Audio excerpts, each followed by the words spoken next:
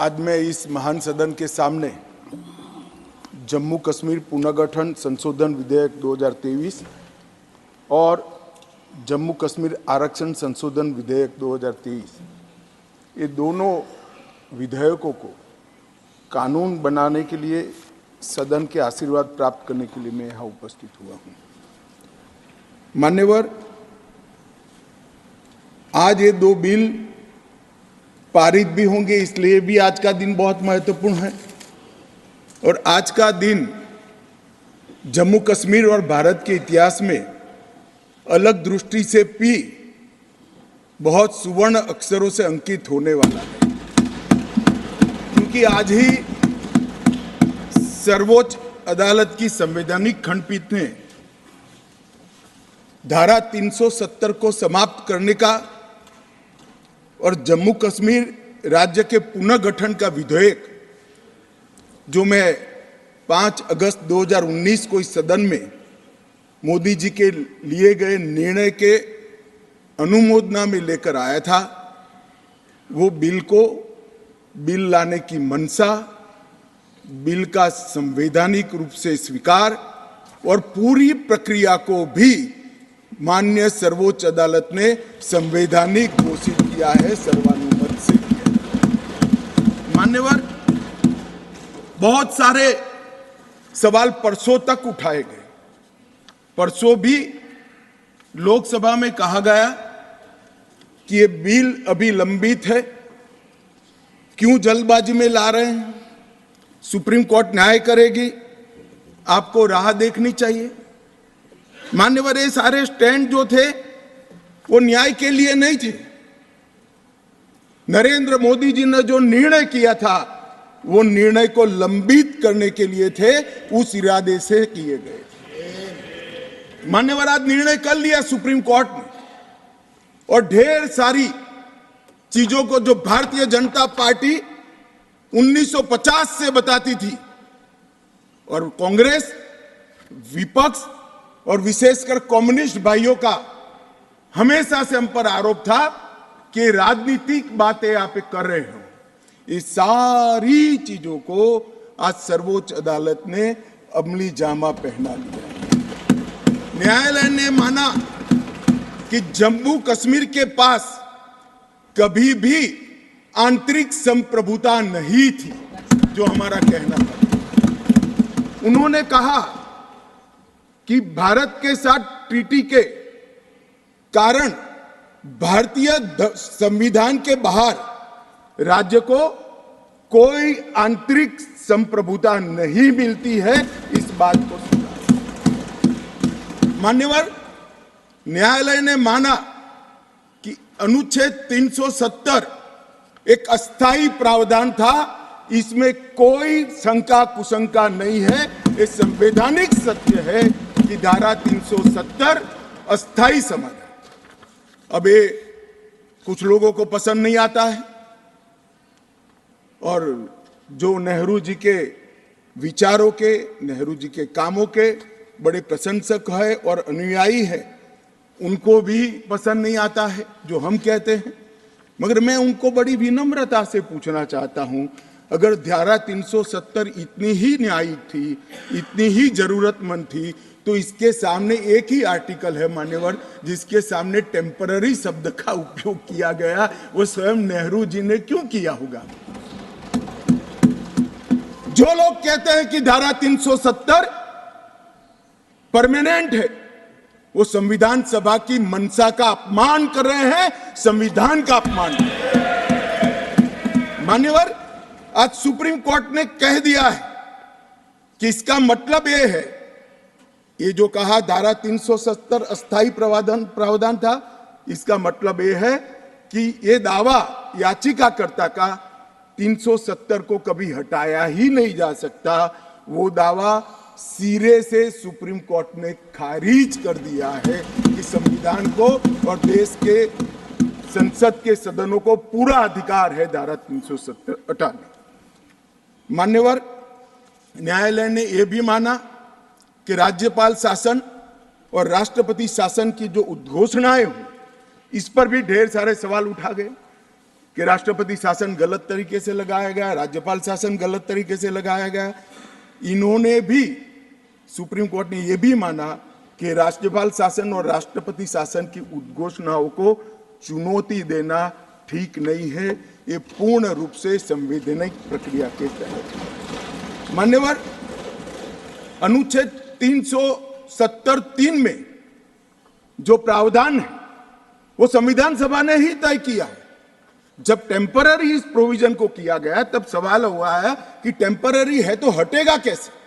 तो धारा 373 के अंदर एक प्रावधान डाला गया कि सीओ से राष्ट्रपति महोदय धारा 370 में सुधार भी कर सकते हैं, इस पर रोक भी लगा सकते हैं और पूर्णतया संविधान के बाहर भी कर सकते हैं।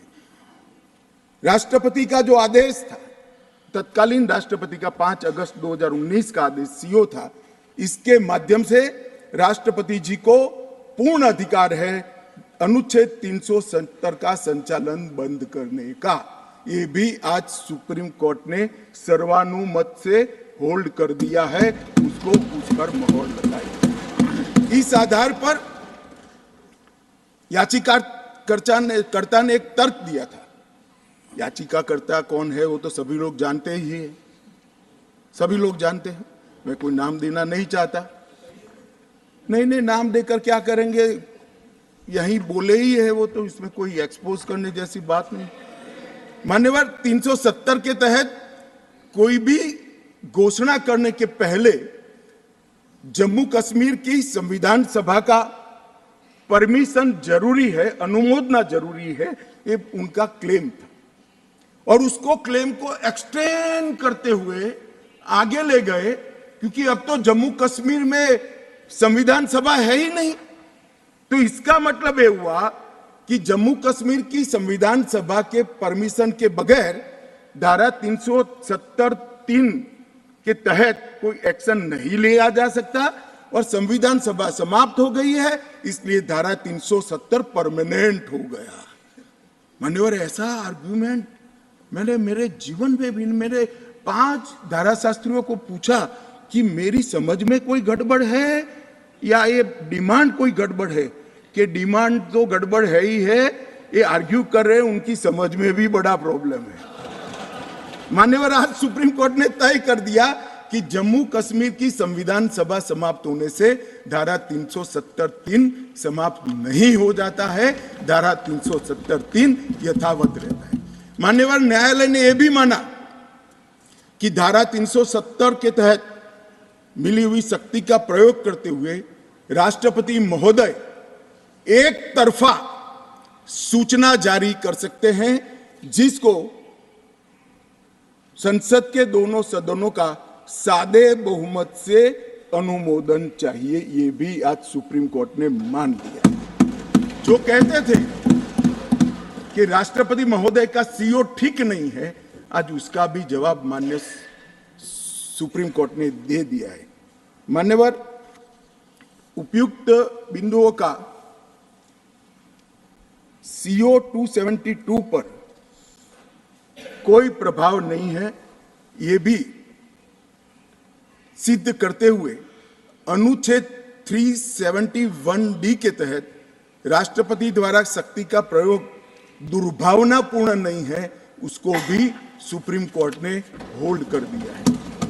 मान्यवर, सुप्रीम कोर्ट ने यह भी होल्ड कर दिया है कि क्योंकि जब अब धारा 370 समाप्त हो चुकी है, अब जम्मू कश्मीर के संविधान का कोई अस्तित्व नहीं रहता है। मान्यवर, न्यायालय ने चुनाव कराने के लिए भी चुनाव आयोग को निर्देश करे। मान्यवर, बहुत सारे लोग, अब इसमें तो इतना सारा लूट गया, जो दावे थे सारे खारिज हो गए। तो एक पूंछ पकड़कर मैंने बाइट देखा करते हैं, क्या पूंछ पकड़ते हैं कि चुनाव आयोग ने ऑर्डर कर दिया। अरे भाई, क्या ऑर्डर करा? मैंने स्वयं कहा है कि हम चुनाव कराएंगे, इसमें कौन सी बड़ी बात है? इसी सदन में कहा है, लोकसभा में करा है, एज अ गृह मंत्री ऑन रिकॉर्ड करा है। उन्होंने कहा कि भाई राज्य का स्टेटस वापिस देंगे। तो ये भी मैंने कहा है कि अप्रोप्रिएट टाइम पर राज्य का स्टेटस हम वापस देंगे। और सुप्रीम कोर्ट ने भी ये जो कहा है उसमें मेरे सदन में के बयान को और सॉलिसिटर जनरल के सुप्रीम कोर्ट के सामने बयान को कोट करते हुए कहा है। अब मुझे कोई समझाए इसमें विजय कहां से हुई है? घोर पराजय में विजय कैसे ढूंढना, इसकी कला कोई आप लोगों से सीख ले साहब। इतने बड़े घोर पराजय विजय कैसे ढूंढना, इसका कोई अभ्यास वर्ग साहब रखना चाहिए साथ में। ये बहुत बड़ी कला है। मैं तो आज अगर उनके जैसे मेरे विचार होते तो ये सुप्रीम कोर्ट के जजमेंट को देखकर डिप्रेशन के मारे 1 महीना सदन में ना आता, मगर ये तो प्रेस कर रहे हैं। और कांग्रेस पार्टी ने आज प्रेस करी मान्यवर। और प्रेस में क्या किया कहा कांग्रेस पार्टी ने? कांग्रेस पार्टी ने ये कहा मान्यवर कि ये जजमेंट आने के बाद भी हम मानते हैं कि धारा 370 को गलत तरीके से हटाया गया है। अब मान्यवर देश के दोनों सदनों ने, देश की संसद की दोनों सदनों ने राष्ट्रपति के सीओ को अनुमोदना दे दी, कानून पारित हो गया, कानून नोटिफाइड हो गया। किसी ने चैलेंज भी किया सुप्रीम कोर्ट में, ठीक है, सबका अधिकार है, करना चाहिए। सुप्रीम कोर्ट में एक लंबी बहस भी हुई, 5 जजों की बेंच बनी और 5 सीनियर मोस्ट जज बने बैठे इसमें। लंबी बहस, सबकी सुनवाई हुई, आज फैसला भी आ गया। मगर ये फैसले के बाद भी ये कहते हैं कि हम इसको नहीं मानते हैं और हम मानते हैं कि धारा 370 गलत तरीके से हटाया गया है। मान्यवर, मैं इनको नहीं समझा सकता, मेरी तो मर्यादा है साहब, नहीं समझा सकता कि वास्तविकता क्या है। हमें समझना चाहिए कि 42,000 लोग मारे गए हैं। क्यों मारे गए? सवाल हिंदू मुस्लिम का नहीं है। इनसे ज्यादा मुसलमान गुजरात में है, कश्मीर से ज्यादा मुसलमान उत्तर प्रदेश में है, कश्मीर से ज्यादा मुसलमान बिहार में है, कश्मीर से ज्यादा मुसलमान आसाम में है। क्यों वहां अलगाववाद नहीं हुआ? क्यों वहां टेररिज्म नहीं हुआ? बाउंड्री का भी सवाल नहीं है साहब। कई ऐसे राज्य हैं, राजस्थान की बाउंड्री भी पाकिस्तान से लगती है, गुजरात की बाउंड्री भी पाकिस्तान से लगती। क्यों हुआ? क्योंकि धारा 370 अलगाववाद को बल देती थी और अलगाववाद के कारण आतंकवाद खड़ा हुआ। ये समझना ही नहीं था। एक गलत फैसला हो जाता है, कितने भी बड़े आदमी से हो सकता है, किसी भी पार्टी से भी हो सकता है, मगर जब इतिहास सिद्ध कर दे, समय सिद्ध कर दे ये फैसला गलत है, देश के हित में वापिस आना चाहिए। अभी भी मैं कहता हूं वापिस आइए, वरना जितने बचे हो इतने भी नहीं बचोगे। अगर अभी भी इस फैसले को चिपक कर रहना चाहते हो तो देश की जनता देखती है 2024 में 2-2 हाथ भी हो जाएंगे और जनता का परिणाम भी आ जाएगा और मोदी जी तीसरी बार प्रधानमंत्री।